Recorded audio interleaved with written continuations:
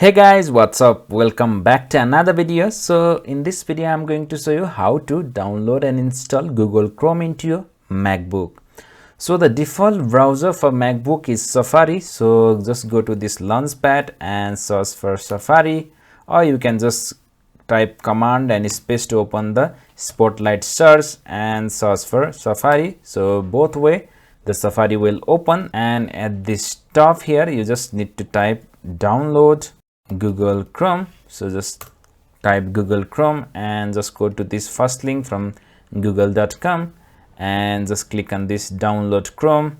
And for Apple chip, or if you have got the Intel chip, you just need to choose this one. So I have got the Macbook M1, so I will be choosing the Macbook M1 or silicon chip. So let me just click on this download Chrome manually and click on allow. So this will start downloading the DMG file for installing the Google Chrome. So once the DMG file is downloaded, so let me just click on this finder and double click to install.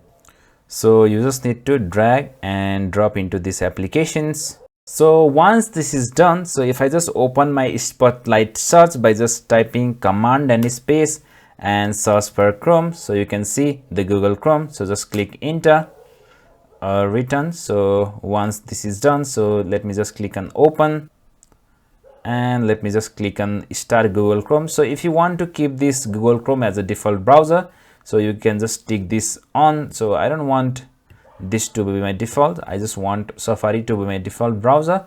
And if I just click on the start Google Chrome, so this will start the Google Chrome. So now you can just click on get started and start using all the features of Google Chrome and just sign in and use the Google Chrome. So this is how you download and install Google Chrome into your MacBook M1. Thank you so much for watching. Don't forget to like, share and subscribe to my channel.